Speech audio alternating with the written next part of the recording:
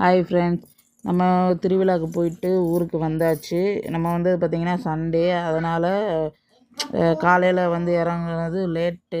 ஒரு 9 மணிக்கிட்ட தான் வீட்டுக்கே வந்தோம். அதனால் பார்த்திங்கன்னா டிஃபன் வெளியே வாங்கி சாப்பிட்டாச்சு. லஞ்சுக்கு சாப்பாடு, ரசம், அம்மா கொடுத்து விட்ட உப்பு கண்டத்தை தாங்க நம்ம சுக்கா செஞ்சோம். அது எப்படி செய்கிறோன்னு தாங்க பார்க்கலாம் வாங்க.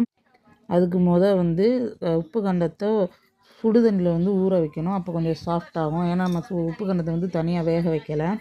அடுத்து ஒரு கடாயில் வந்து கடலெண்ணெய் ஊற்றிட்டு அதில் பட்டை, கிராம்பு, ஏலக்காய், சோம்பு, சீரகம், அப்புறம் கருவேப்பிலை, வத்தல் பார்த்திங்கன்னா நான் மேலே உள்ள தோல் மட்டும் தான் போட்டிருக்கேன். விதையெல்லாம் எடுத்துட்டு, அப்புறம் கொஞ்சோண்டு வெள்ளைப்பூடு, அப்புறம் சின்ன வெங்காயம் தாங்க. இதுக்கு நான் ஒரு கையளவு ஒன்று எடுத்திருக்கேன். அதுவும் நறுக்கி போட்டிருக்கேன். முந்திரி பருப்பு போட்டிருக்கேன்.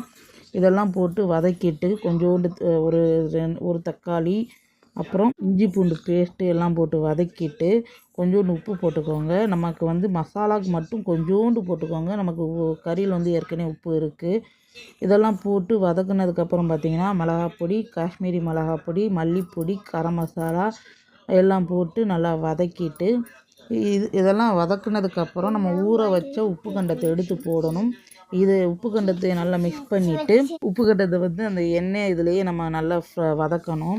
அதை வதக்கி முடிச்சுட்டு இதெல்லாம் நல்லா வந்து எண்ணெயிலேயே கொஞ்சம் நேரம் ஒரு 5 நிமிஷம் ஃபாஸ்ட்டில் 5 நிமிஷம் சிம்மில் வச்சு வதக்கிட்டு கடைசியாக ஃபினிஷிங் டெஸ்ட் பார்த்திங்கன்னா மிளகு பொடி போட்டு ஃபினிஷிங் டெஸ்ட்டில் கொஞ்சோண்டு கருவேப்பிலையும் நறுக்கி சேர்த்துக்கலாம். அவ்வளோதான்.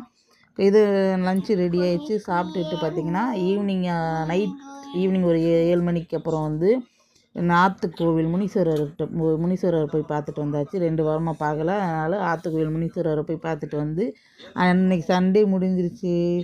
உங்களுக்கு